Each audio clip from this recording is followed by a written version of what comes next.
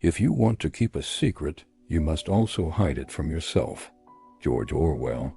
What if I told you the real danger isn't that someone is lying to you, but that they're teaching you to lie to yourself? Not a government, not a corporation.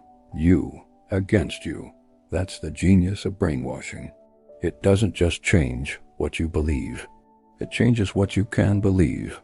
You open your phone in the morning, scroll, notifications, headlines, memes. Half of it contradicts the other half. Is this the truth? Is that the truth? Doesn't matter. You swipe past, a little numb. By lunch, you're in a group chat. Someone shares a story. Someone else says it's fake. No one checks.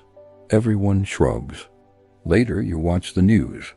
2 channels, 2 versions of the same event, both delivered with absolute certainty. By dinner, you're not sure what's real anymore. And here's the kicker: you stop caring. That's how brainwashing works today. Not shock collars, not torture chambers. Just noise, confusion, distraction, until truth itself feels irrelevant. Most people think brainwashing means hypnosis or secret labs, some shady villain snapping fingers and controlling minds. That's Hollywood. The deeper problem is simpler and scarier. Orwell showed us in 1984 that the real weapon isn't violence. It's language. Control the words and you control the thoughts. Control the thoughts and you control the world. Think about it. We say, I'm just tired, I'm just busy, I'm just overwhelmed. But what if those aren't neutral words? What if the language we use is already shaping how we live? Orwell's party didn't just forbid ideas. It made certain ideas unthinkable. Not illegal, not dangerous, just impossible to put into words. That's why Newspeak, the invented language of 1984, is so chilling. It wasn't about adding words. It was about removing them, shrinking vocabulary until no one could even form a thought the party didn't allow. No rebellion, no freedom. Not because people were too afraid, but because the very concepts no longer existed. Here's the twist. You don't need a dictatorship to make that happen. You just need enough noise, enough contradiction, enough manipulation of words. Orwell wrote, "If thought corrupts language, language can also corrupt thought." That's the loop. That's the trap. When we use empty words long enough, they hollow out the meaning inside us. Think about words like freedom, progress, or even truth. They sound powerful. But do we agree on what they mean anymore? Imagine a politician says, "We're fighting for freedom." Sounds good, right? But freedom for who? From what? To do what? One person hears freedom from oppression. Another hears freedom to oppress. Same word. 2 meanings. Total confusion. Now multiply that by 100 words, 1,000, until the very act of arguing feels pointless. Because words don't anchor us anymore, they just float. And that's where the brainwashing clicks in. Because once words lose meaning, you don't notice when lies sneak in. They feel just as solid as truth. That's how an entire planet can be brainwashed quietly, invisibly, without anyone kicking down your door. When words collapse, reality collapses with them. Power is in tearing human minds to pieces and putting them together again in new shapes of your own choosing. George Orwell. That's not just scary, it's specific. Orwell wasn't only saying power means control. He was saying power means rebuilding reality inside your head. Think about it this way. If I can convince you that 2 + 2 = 5, it's not about math. It's about me proving I can override your own brain. And that's exactly what the party does in 1984. They don't just punish lies, they force you to accept lies as truth. Now pause.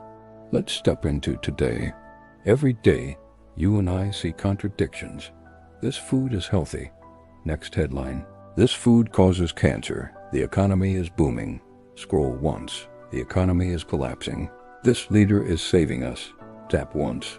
This leader is destroying us. At first, you try to sort it out. Then you give up. Finally, you start to accept both. You live in a fog where truth bends depending on the angle. That is what Orwell called doublethink, the power of holding two opposite beliefs at the same time and accepting both. Here's the trap. Once you can do that, you're not thinking for yourself anymore. You're letting someone else define reality. Stop and ask yourself this. How many beliefs do you hold that directly contradict each other, but you never really noticed? Because if Orwell's right, that's not an accident. That's the point. And the moment you stop noticing the contradictions, someone else is already writing the script of your life. Truth doesn't die with lies. Truth dies when lies and truth blur together. Reality exists in the human mind and nowhere else.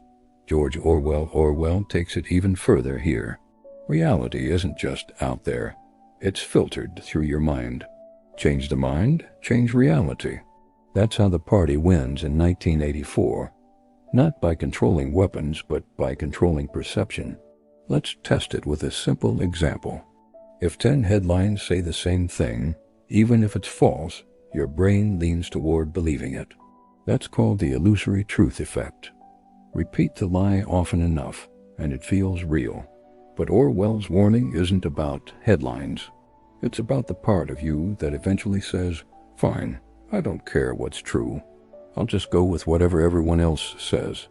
That's the final stage of brainwashing. Not fear, not confusion, but surrender. You might be wondering, does that really happen to me? I'd never fall for that. But think about trends online. One week everyone swears by a new diet. Next week it's the opposite. Or think about slang. Words change meaning so fast, yesterday's joke is today's insult. We adapt without thinking. We bend our minds to fit the crowd.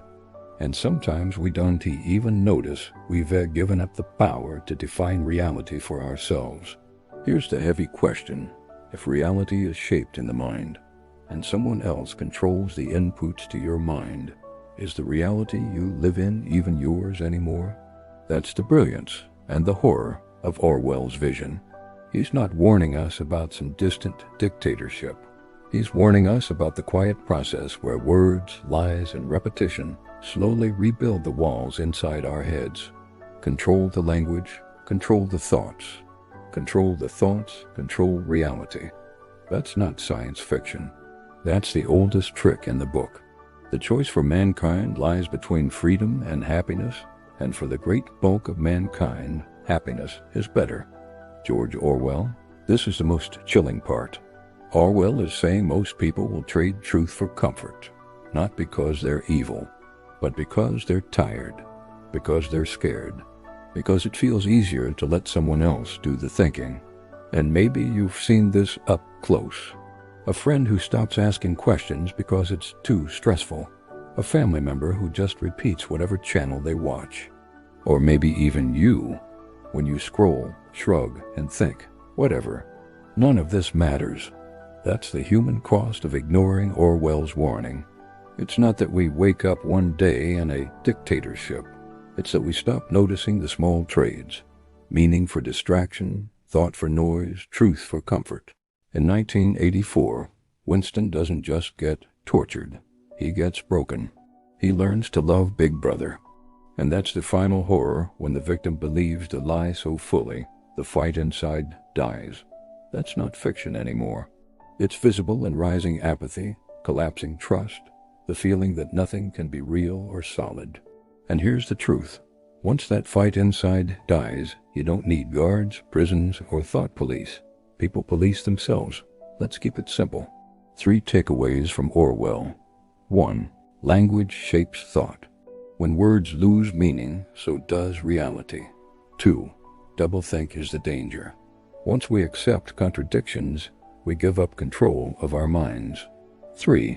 Surrender is the final step. Brainwashing wins, not when we're forced, but when we stop caring. So here's one practice you can try today. Pick one word you use all the time. Freedom, success, truth. Stop and ask yourself, what does this actually mean to me?